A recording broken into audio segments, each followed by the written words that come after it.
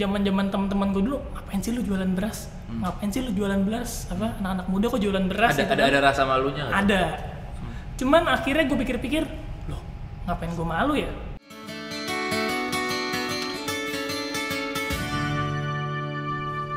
Halo Jemaat, kita ketemu lagi dalam acara mengenal lebih dekat, dan hari ini kita akan mengenal seorang ketua remaja namanya Tommy ya, dan hari ini kita mau mengenal dia lebih dekat. Kalau di gereja biasanya kan kita lihat dia main bass gitu ya, dan mungkin cuma hanya sekedar say hi atau salaman, tapi kali ini kita mau dengar ceritanya Tommy seperti apa sih.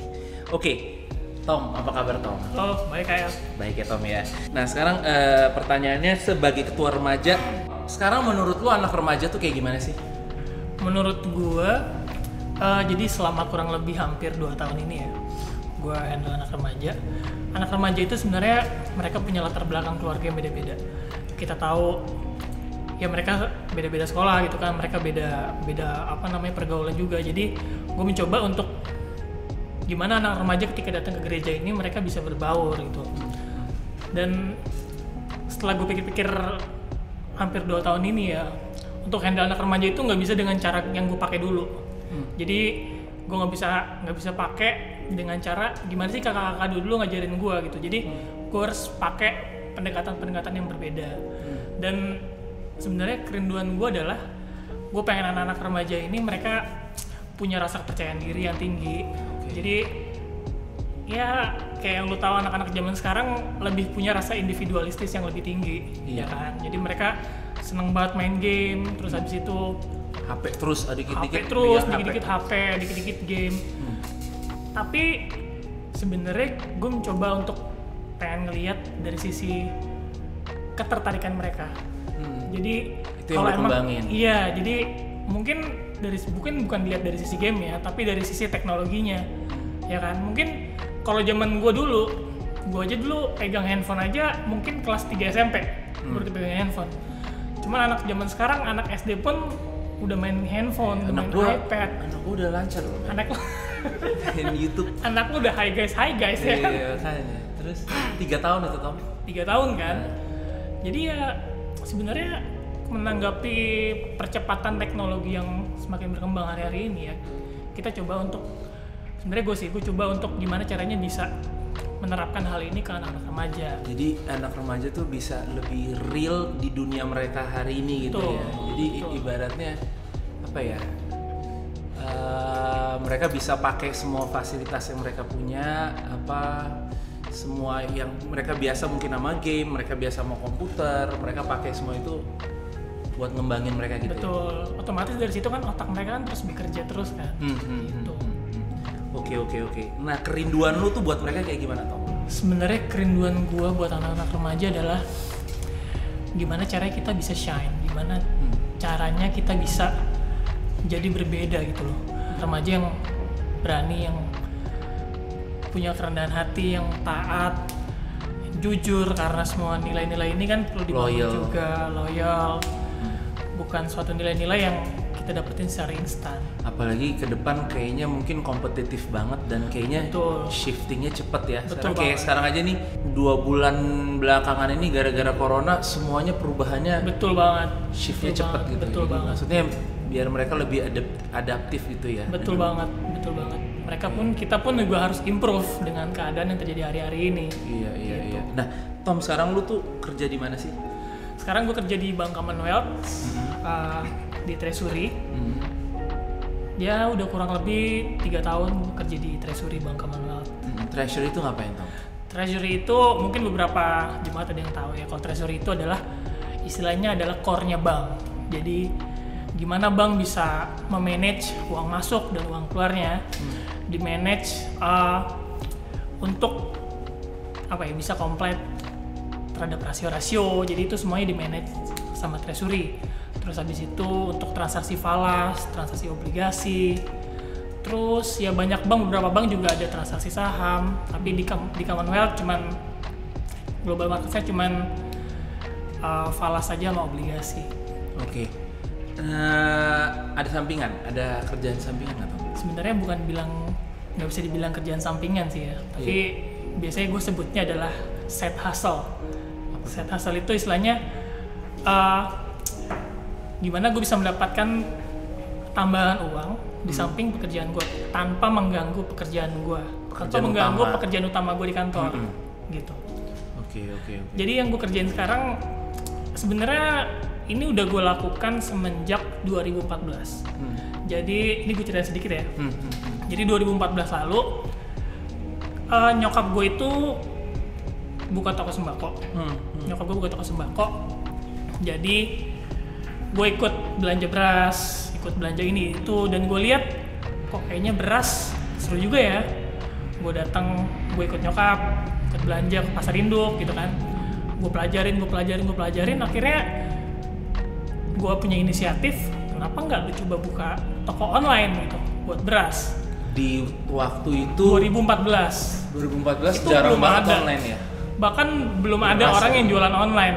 Karena mungkin orang jualan beras itu kebanyakan kan orang yang udah tua gitu. Betul. Ya. Orang-orang yang mungkin di atas 40 tahunan gitu ya. Jadi nggak ada yang kepikiran juga kali untuk go online gitu ya. Betul. Dan 2014 itu pertama kalinya gue coba untuk buka toko online di Facebook. Oke. Ya 2014 mungkin teman-teman bisa lihat nanti toko beras Sumber Rezeki. Itu di feed paling bawah 2014 gue coba. Gue coba post foto. Dulu pasti pakai BlackBerry ya. Jadi fotonya sederhana gitu kan. Tapi gue coba buat post sebulan, 2 bulan, nggak ada respon, nggak ada yang apa namanya, nggak dapat customer, nggak ada feedback dari audiens. Akhirnya ya udahlah, gue pikir udahlah, gue fokus kerja dulu. Tapi setelah setahun, hampir 2 tahun berlalu, ternyata tuh banyak banget message yang masuk ke dalam toko beras online gue di Facebook. Banyak yang nawarin dari Sukabumi, banyak yang nawarin dari Karawang, banyak yang nanya ini berapa, itu berapa, dan gue lihat makin kesini kok makin berkembang ya. Makin kesini gue lihat masyarakat pun, manusia pun semakin pengen hal yang instan gitu loh. 2017 akhirnya gue pernah dapat satu telepon dari satu restoran, namanya restoran Kampung Bangka. Dia telepon gue, dia nanya penawaran beras, gue datang meeting, akhirnya hari itu deal. Besok langsung minta kirim. Kurang lebih selama hampir 2 tahun dia jadi customer gue. Selalu gue kirim tiap minggu gue kirim. Waktu itu belum ada tuh, gue search di Instagram belum ada jual beras online gitu, belum ada. Waktu 2018 lalu kalau misalkan gue coba search by Google gitu ya, jual beras online, itu toko beras di Facebook gue yang pertama nongol di Google itu 2018. Tapi makin kesini ya semakin banyaknya pesaing, makin banyaknya banyak orang menyadari kalau makin kesini tuh dunia digital itu semakin berkembang, ya kan? Jadi ya makin sini gue sadarin kalau persaingan itu semakin banyak gitu. Apa yang lo alamin? Maksudnya kan lo sambil kerja, apalagi di waktu-waktu kayak gini kan lo work from home ya berarti ya. Berarti lo kerja dari rumah dan jualan beras juga jalan terus. Itu mungkin orang banyak bilang ya jualan susah lah hari-hari kayak gini. Tapi yang lo alamin gimana? Lo berat juga nggak? Struggle nggak buat sebenarnya dari awal-awal work from home itu kan akhir Maret ya. Akhir Maret itu ya gue lihat banyak berita orang di mana-mana panic buying gitu kan, stok sembako semua segala macam. Sebenarnya setelah gue pikir nggak perlu lah kita kayak gitu gitu kan. Cuman kalau orang lain bilang ini waktu yang susah gitu kan, ini maksudnya impact dari pandemi ini bikin semua orang susah, tapi gue bersyukur penyertaan Tuhan itu buat kehidupan gue itu sempurna banget.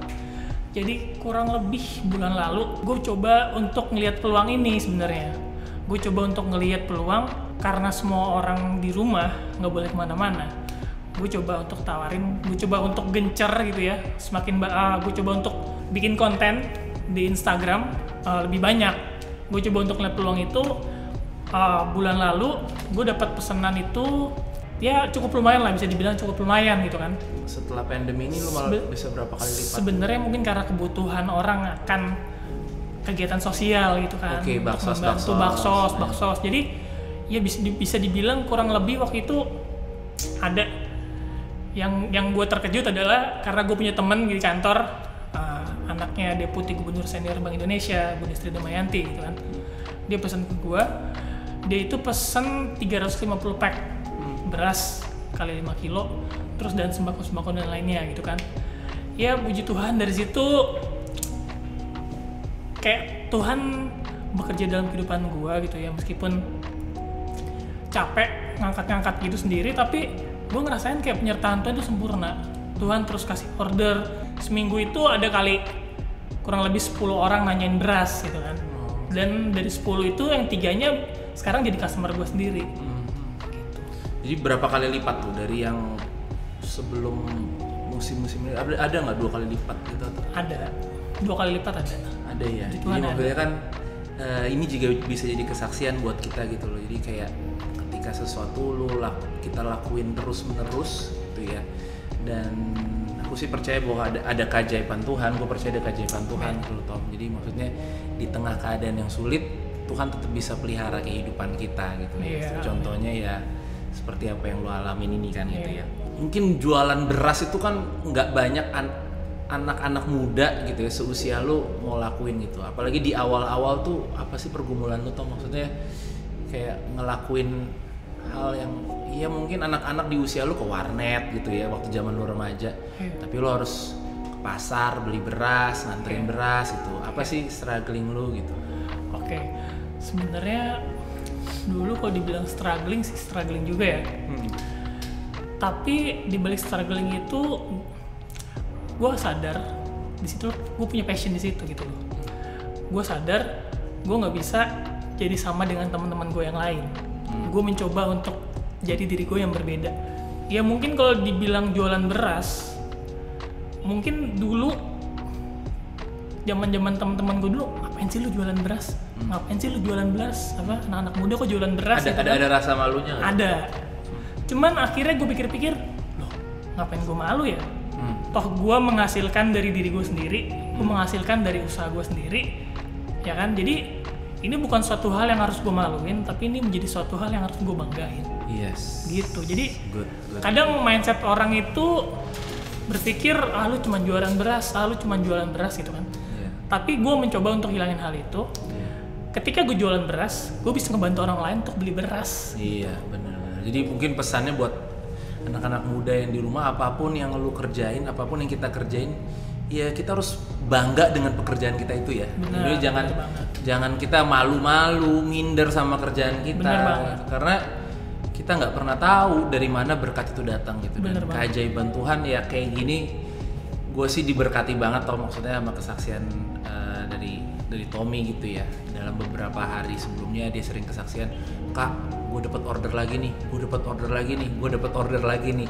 Itu kan sebenarnya gimana ya, maksudnya satu peluang bisnis yang ada di tengah-tengah keadaan yang lagi sulit kayak gini. Nah itu juga boleh tuh Tom di-share gimana cara baca peluang di tengah keadaan yang sulit, di tengah keadaan yang mungkin shiftnya cepet, perubahannya cepet, gimana supaya kita bisa baca peluang bisnis itu dengan baik. Sebenarnya sih di atas itu semua ya, di atas itu semua adalah yang pertama itu adalah pertolongan Tuhan. Oke.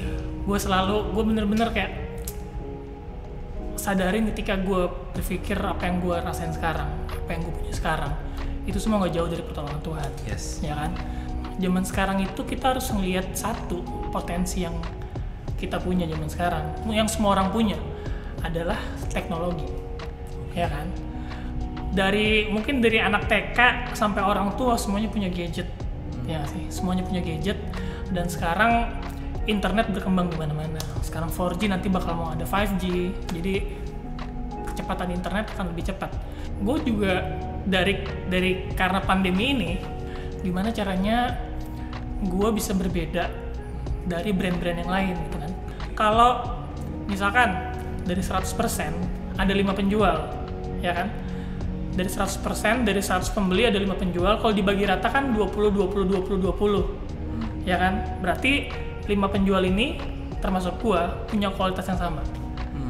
Tapi semalam gua berpikir apa sih yang harus gue perbuat supaya gue punya suatu hal yang berbeda. Iya. Gimana caranya gue bisa ngambil 10 dari penjual ini ya dengan tanpa melakukan hal yang jahat gitu. Sebenarnya intinya adalah gimana kita bisa berbeda, gimana kita bisa serve berbeda, gimana caranya yang tadi lu bilang, gimana caranya gue pengen menumbuhkan pemikiran-pemikiran kalau anak muda beli beras itu nggak orang tua gitu. Iya. Ya kan? Zaman sekarang kan mungkin anak-anak muda bilang, apaan sih lu beli beras gitu kan, beli beras, udah lah nyokap gue aja yang beli beras. Tapi gue mencoba untuk menginfluence anak zaman sekarang, ayo beli beras buat bantu nyokap lo. Ayo beli beras buat bantu keluarga lo. Maksudnya, it's something yang menurut gue, it's something new gitu loh. Yang ya mungkin nggak semua orang punya pemikiran hal seperti ini, tapi gue coba untuk membuat hal ini di kemudian hari. Nggak cuma sekarang doang, tapi ya nanti sampai bisnis gue berkembang gitu loh. Produk apa aja gitu ya. Benar. Yang penting ketika kita mau jadi beda, kita mau special, kita mau lakuin terus dan lakuinnya dengan bangga, nggak dengan malu. Betul. Gitu ya. Dan terus berinovasi terus. Betul. Pasti ya pertolongan Tuhan tadi buat lu faktor nomor 1 gitu ya Tom ya. Jadi, dan satu lagi kayak ini gue kutip satu buku ya. Gue lagi baca satu buku.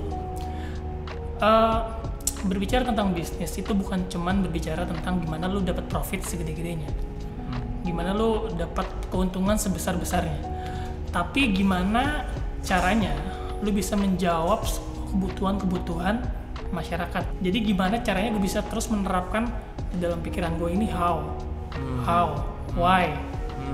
Karena dari situ gue bisa ngelihat, oh ini loh kebutuhan masyarakat, oh ini loh yang dibutuhin customer gue. Oh beras yang seperti ini loh yang dibutuhin customer gue. Bukan cuma berpikir, oh gue bisa ngambil spread gede-gedenya. Dari sini gue bisa ngambil keuntungan segede-gedenya. Untung itu pasti. Tapi menurut gue, relationship jangka panjang itu yang paling penting. Ya kan? Repeat order yang paling penting gitu. Iya.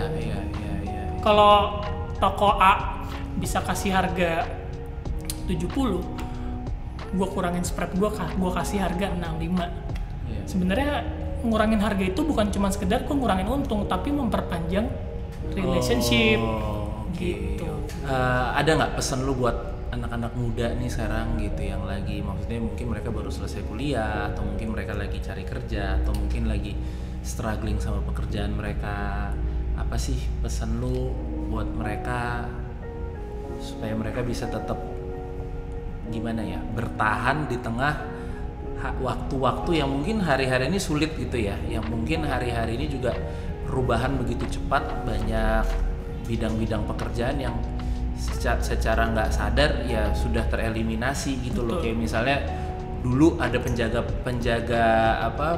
tiket parkir gitu.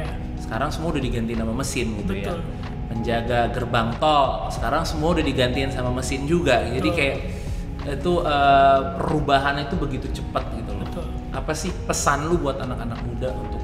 Yang pertama adalah semangat. Iya. Orang kalau punya semangat mau ngerjain apa aja pasti bisa. Iya. Terus yang kedua harus punya niat. Semangat dan niat. Terus yang ketiga itu kita bisa ngelihat kita semua punya potensi gitu. Kita semua punya potensi dan gue yakin kita semua nggak ada yang bego gitu ya. Kita nggak ada yang bodoh, nggak ada yang bego. Tapi kita harus punya kemauan gitu loh untuk selalu pengen improve gitu loh. Sekarang kalau mau belajar dari YouTube aja juga bisa belajar gitu ya kan, dari YouTube bisa belajar, dari teman bisa belajar. Jadi kalau kita lihat ya dari hasil dari pandemi ini di Indonesia aja udah ada PHK kurang lebih 6 juta orang di PHK. Tapi gue ngelihatnya lagi nanti setelah pandemi kelar, perusahaan-perusahaan ini akan balik lagi beroperasi 100%. Otomatis mereka perlu tenaga karyawan baru, ya kan? Gue yakin nanti pasti akan banyak lowongan ketika pandemi ini kelar. Tapi yang perlu kita ingat juga, karena pandemi ini pasti semua kehidupan orang pasti berbeda. Semua orang akan lebih pilih hal-hal yang digital, ya kan? Mungkin buat teman-teman semua, kalian bisa belajar tentang desain, kalian semua bisa belajar tentang data scientist, atau yang paling gampang adalah kalian belajar tentang dagang. Itu masukannya buat Itu masukan. anak-anak muda ya. Apalagi sekarang belajar bisa di mana aja gitu Betul. ya. Lewat komputer, lewat HP kita Betul. bisa belajar ya. Betul. Oke, thank you banget Tom. Thank you, Biar Kyle.